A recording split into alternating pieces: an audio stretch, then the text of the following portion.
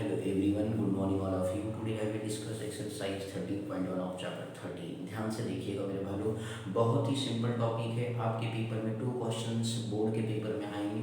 आपसे निवेदन है कि 2 ध्यान से आप उसे देखेंगे, सीखेंगे, समझेंगे। जहाँ पर आपको समझ में नहीं आएगा वहाँ कमेंट सेक्शन में राइट डाउन करके हमें बताएंगे, ठीक है ना। चलिए ध्यान से देखिएगा, क्वेश्चन नंबर 1 के बारे में बात करते हैं। इन्होंने कहा कि 2 क्यूब्स हैं, each of value 64 centimetre cube दिया है, are join end to end. मान लीजिए तो ज्वाइन एंड टू एंड आप इस तरीके से 2 क्यूब को आप बेसिकली बना लें, ठीक है ना। इस तरीके से हमने 2 क्यूब को बनाने की कोशिश कर रहे हैं। ध्यान से देखिएगा मेरे भाई लोग, बहुत ही सिंपल है बनाने का तरीका। ध्यान से पिक्चर में देखते जाएं। इस तरीके से थोड़ा सा बस स्लैंट ऐसे लाइन ड्रॉ कर दें और इनको आपस में क्या कर दें, जोड़ दें मेरे भाई। बोलो क्लियर हो गया। इस तरीके से बेसिकली आपके पास 2 क्यूब आ गए, ठीक।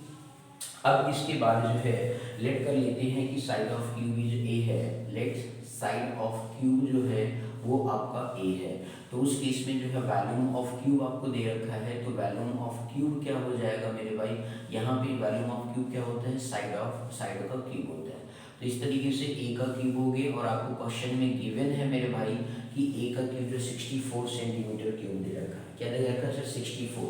तो आपको यहाँ पे 64 सेंटीमीटर क्यूब दे रखा है, तो आप लिख सकते हैं, कोई दिक्कत नहीं। अब ए क्यूब है सर, आप इसे प्राइम फैक्टर करेंगे, 4 इंटू 4 इंटू 4, 4 4 जा 16, 4 जा 64 सेंटीमीटर का क्या हो गया सर, अब सेंटीमीटर क्यूब हो गया, ठीक है ना मेरे भाई।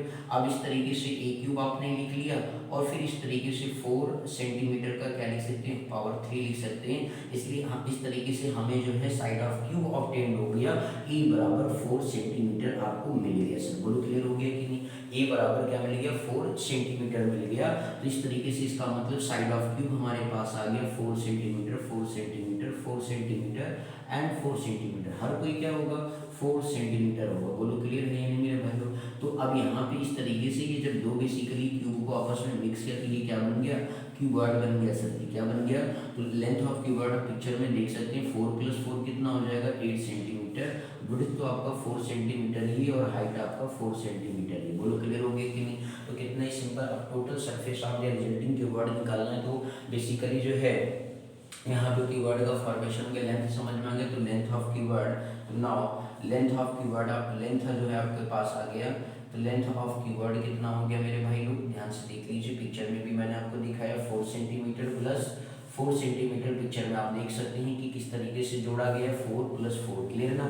और इसके बाद ब्रेड्थ भी आपके पास 4 सेंटीमीटर है और हाइट भी आपके पास जो है मेरे भाई 4 सेंटीमीटर है, क्लियर हो गया। तो आप यहाँ पे पिक्चर में ध्यान से देख सकते हैं। अब इस तरीके से जो है मेरे भाई ध्यान से आप बस देखते जाइए, सीखते जाइए। अब इसके बाद आप क्या करेंगे, इसके बाद जो है मेरे भाई हम इस जो है total surface area of the resulting cuboid निकालना था आपको। तो टोटल सरफेस, ध्यान दीजिएगा मेरे भाई लोग, परेशान बिल्कुल नहीं हुई। टोटल सरफेस एरिया ऑफ जो है रिजल्टिंग क्यूबॉइड आप फाइंड आउट करेंगे मेरे भाई। क्या निकालेंगे, रिजल्टिंग क्यूबॉइड। तो इस तरीके से 2 टाइम्स क्या हो जाएगा, LB + BH + HL। Cyclic order में याद रखें, LB BH HL, length width height, clear हो गया। तो इस तरीके से जो है मेरे भाई आपके पास 2 टाइम्स L × B। आप ध्यान दीजिए पिक्चर में, L आपके पास कितना सर, 8 है, B आपके पास 4 है, B × H दोनों ही 4 4 है, प्लस आपका HL मतलब 4 × कितना हो गया, 8 सेंटीमीटर क्या हो गया, स्क्वायर हो गया। अब इस तरीके से 2 × 8 4 जा 32 हो गया, 4 4 जा 16 हो गया एंड 4 8 जा 32 आ गया। बोलो भाई समझ में आ गया ना मेरे भाई। तो इस तरीके से 2 × 32 + 16 आप ध्यान से देखें तो 32 + 16 जो है 48 हो गया। 48 मतलब 32 32 जोड़ लो तो कितना हो गया, 64 हो गया। 16 जोड़ दिए, देख लो भाई, 6 4 10 हो गया, 7 1 8 हो गया, ठीक है। 80 आ गया, कितना आ गया मेरे भाई, 80 सेंटीमीटर आप ये बन गया।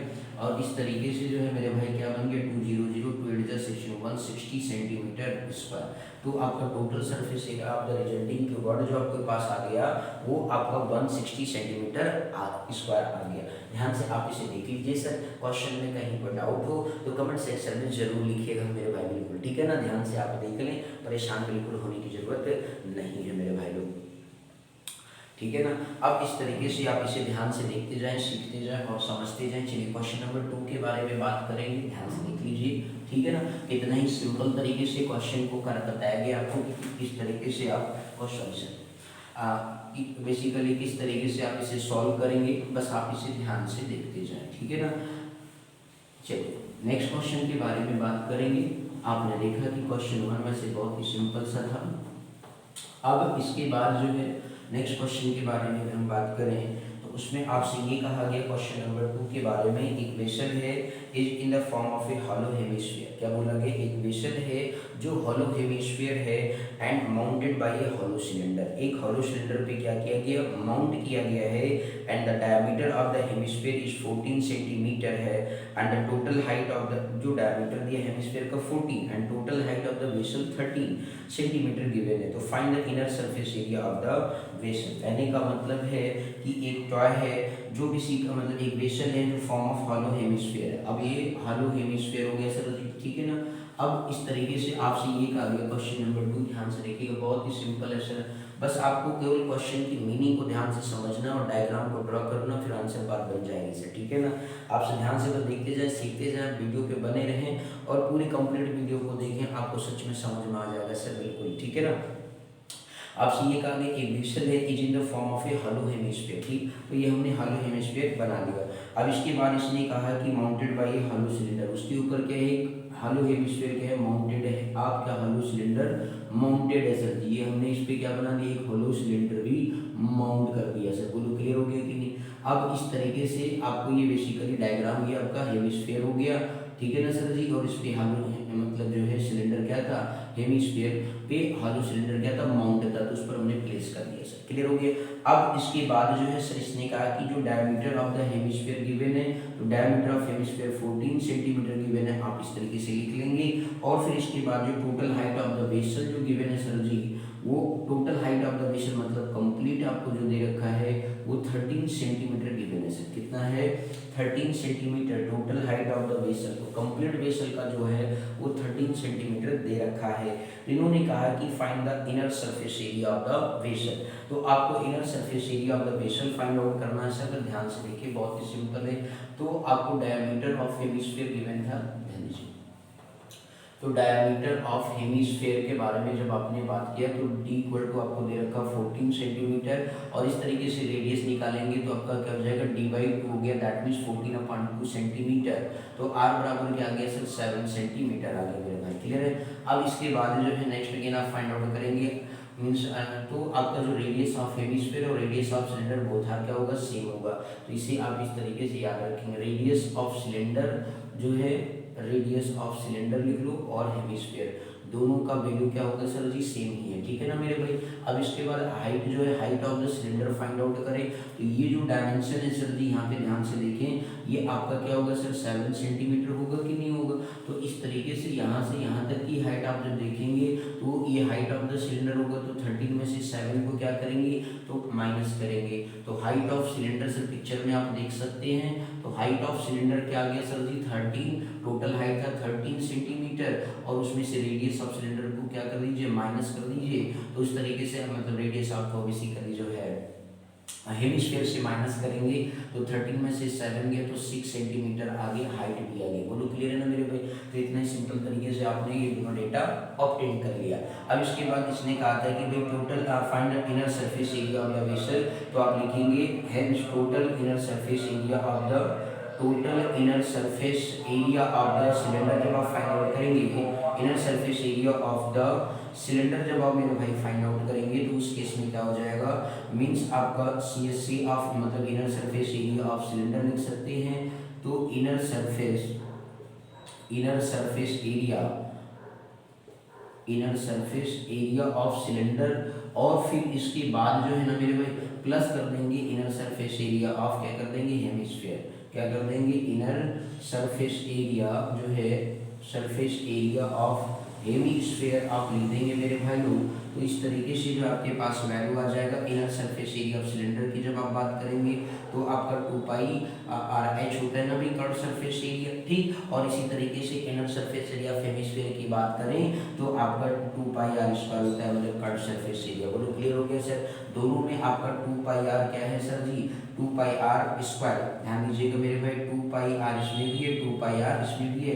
आपने कॉमन कर लिया सर, h यहाँ से बचा, r यहाँ से बचा। बोलो क्लियर है ना मेरे भाई। तो इस तरीके से 2 × π की वैल्यू आपको नहीं गिवन होती तो 22 क्या रखेंगे? 7 रखेंगे सर। चलिए कैलकुलेशन थोड़ा सा ऊपर करके दिखा देता हूँ सर यहाँ पे।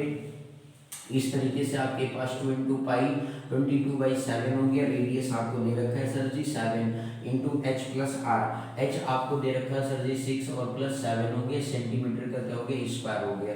अब इस तरीके से 7 से 7 क्या हो जाएगा कैंसिल, 2 इंटू 22 6 7 13 सेंटीमीटर क्या हो गया स्क्वायर। 22 का टेबल पढ़ लेते हैं, 22 का टेबल 3 बार पढ़ेंगे तो 66 हो गया मेरे भाई लोग। और फिर इसके बाद देखें 22 का टेबल 1 बार पढ़ लिए तो 22 हो गया और प्लस कैरी जोड़ दिया 6 तो 28 हो गया। बोलो क्लियर हो गया ना सर जी। इस तरीके से 2 से मल्टीप्लाई कर देंगे, 2 2 6 जा 12 हो गया एंड 2 8 जा 16 हो गया। 16 प्लस 1 कितना हो गया 17 हो गया। 2 2 जा 4 हो गया और 4 प्लस 1 कितना आ जाएगा सर जी 572 सेंटीमीटर स्क्वायर आ गया सर। देख लो कि तो कितनी सिंपल तरीके से बेसिकली वैल्यू को ऑब्टेन किया जा रहा है। कहीं भी आपको कठिन लगे सर तो कमेंट सेक्शन में आप जरूर राइट डाउन करेंगे। बस आप इसे ध्यान से देखते जाएं, सीखते जाएं। बहुत ही सिंपल वे में आपको हम बताएंगे कि आप इसे किस तरीके से सीख सकते हैं। बस आप ध्यान से वीडियो पर बने रहें, सीखते रहें, समझते रहें, ठीक है ना। चलिए नेक्स्ट क्वेश्चन के बारे में बात करेंगे मेरे भाई लोग, बस आप वीडियो पर बने रहें, ठीक है ना मेरे भाई लोग। इस तरीके से आप देख रहे हैं कि कितना ही सिंपल तरीके से आप क्वेश्चन को करने में सक्षम हो जाएंगे यदि आप सच में वीडियो को ध्यान से देखेंगे। इसमें मेन आपका सर डायग्राम होता है। यदि आपने डायग्राम को ढंग से बनाना सीख लिया तो समझ लीजिए बात बन जाएगी, ठीक है ना। चलिए नेक्स्ट अगेन बात करते हैं सर नेक्स्ट क्वेश्चन के बारे में। क्वेश्चन नंबर 3 जो दिया है मेरे भाई लोग बहुत ही सिंपल सा है, ध्यान दीजिएगा। इन्होंने कहा कि एक टॉय है is in the form of a cone. एक टॉय है जो कैसा है कोन फॉर्म में है सर जी। तो कोन कुछ ऐसे ही बनाते हैं ना मेरे भैया लोग, ठीक है, ध्यान से देखिएगा। अब यहाँ पे जो है जब आप कोन बनाते हो तो कुछ इस तरीके से क्या करते हो बनाते हो, ठीक है ना। अब इसके बाद जो है इन्होंने कहा कि 3.5 centi radius 3.5 centimetre mounted on a hemisphere of same radius. मतलब इस पे आपका माउंट है सर जी ये हो गया आपका हेमिस्फीयर, ठीक है ना। मान लीजिए सर थोड़ा सा डायग्राम बड़ा सुंदर सा बड़ा सा दिख रहा है लड़की का तो परेशान नहीं होंगे, ठीक है ना भाई। तो ये 3.5 सेंटीमीटर का रेडियस है मेरे भाई, कितना है 3.5 सेंटीमीटर का रेडियस है। अब इसके बाद इसने फिर ये कहा कि भाई जो है means total height of the toy दे रखा है। टोटल हाइट ऑफ द जो टॉय आपको गिवन है वो 15 पॉइंट कितना गिवन है मेरे भाई 5 सेंटीमीटर आपको दे रखा है सर जी, ठीक। अब इस तरीके से इसने कहा find the total surface area of the toy. बहुत ही सिंपल है। तो आपको रेडियस ऑफ द हेमिस्फीयर और कोन आपको गिवन है जो दिया है उसे आप पहले लिख लिया करो सर। तो रेडियस ऑफ हेमिस्फीयर और जो है बेसिकली कोन जो आपको गिवन है वो आपको कितना दे रखा है 3.5 सेंटीमीटर गिवन है सर। इसके बाद फिर आपसे इसने क्या कहा कि बेसिकली जो रेडियस ऑफ हेमिस्फीयर और कोन है वो 3.5 सेंटीमीटर है। और फिर इसके बाद जो है यहाँ पे हाइट ऑफ द कोन यदि हमें मिल जाए तो बात बन सकती है। तो हाइट ऑफ कोन पहले फाइंड आउट करेंगे। तो टोटल हाइट आपको दे रखा है सर जी तो 15.5 सेंटीमीटर में से क्या करेंगे इस पर्टिकुलर पोर्शन की बात करें तो ये भी 3.5 सेंटीमीटर रेडियस होगा। तो 3.5 सेंटीमीटर क्या करेंगे सर माइनस कर देंगे। तो 5 में ये आपका कितना आ जाएगा सर जी 12 सेंटीमीटर आ गया। 5 में से 5 का 0, 15 में से 33 गया तो 12 सेंटीमीटर। तो हाइट ऑफ द जो कोन आपको मिल गया सर जी वो 12 सेंटीमीटर आ गया। अब बात आती है कि सर जी हमें बेसिकली क्या निकालना है टोटल सरफेस एरिया। तो कर्व सरफेस एरिया और प्लस इसका कर्व सरफेस एरिया। तो इसके कर्व सरफेस एरिया के लिए हमें क्या तो इस तरीके से हमने यहाँ पे हाइट फाइंड आउट कर लिया 12 सेंटीमीटर। यदि हमें स्लैंट हाइट पता चल जाए तो बात बन जाएगी सर जी। तो स्लैंट हाइट के लिए आपने फार्मूला पढ़ा है एल स्क्वायर बराबर आर स्क्वायर प्लस क्या होता है एच स्क्वायर होता है सर जी, ठीक। तो अब यहाँ पे एल स्क्वायर बराबर आर स्क्वायर देखिए पिक्चर में मेरे भाई लोग कितना है मेरे भाई आर की वैल्यू 3.5 सेंटीमीटर का स्क्वायर। ध्यान से देखना मेरे भाई एच कितना है भैया 12 का स्क्वायर है, ठीक। अब इस तरीके से एल स्क्वायर 3.5 ध्यान से देखते जाइए। जिसको ये कॉन्सेप्ट में कोई दिक्कत है मेरे भाई कि एल स्क्वायर बराबर R square plus H square sir आप कैसे लेकर आ गए। तो आप प्रीवियस वीडियो में जाकर के हमने concept of surface area and volume के नाम से बनाया है और उसमें ये पूरा कंप्लीट डिस्कस किया है, ठीक है ना। तो उसे आप जरूर देखिए, ठीक। चलिए नेक्स्ट अगेन बात करते हैं मेरे भाई। तो एल स्क्वायर बराबर 3.5 का स्क्वायर प्लस क्या हो गया 12 का स्क्वायर। तो अभी 3.35 का स्क्वायर तो नहीं आता ना, तो कोई बात नहीं आप ध्यान से देखिए 5 है तो 5 का स्क्वायर कर देंगे कितना आएगा 25 लिख देंगे। 3 का जो अगला नंबर होता है 4 होता है, तो 3 इंटू 4 करेंगे 12, तो ये 35 इंटू 35 करेंगे तो 1225 आ गया। आफ्टर डेसिमल 1 डिजिट है, जब स्क्वायर करेंगे तो आफ्टर डेसिमल 2 डिजिट रहना चाहिए। बोलो क्लियर हो गया। राइट साइड से 2 डिजिट पर डेसिमल लगा देंगे सर। इसके बाद हम 12 का स्क्वायर करते हैं, जिसको नहीं याद है तो वो बहुत ही सिंपल तरीका देख लीजिए। 2 का स्क्वायर करेंगे 4 हो गया, इनको आपस में मल्टीप्लाई करेंगे 2 2 1 2 हो गया, और इसका ट्वाइस कर देंगे सर 4 हो गया, और 1 का स्क्वायर करेंगे तो 1 आ गया। बोलो सर समझ में आ गया ना मेरे भाई लोग, बहुत ही सिंपल तरीका।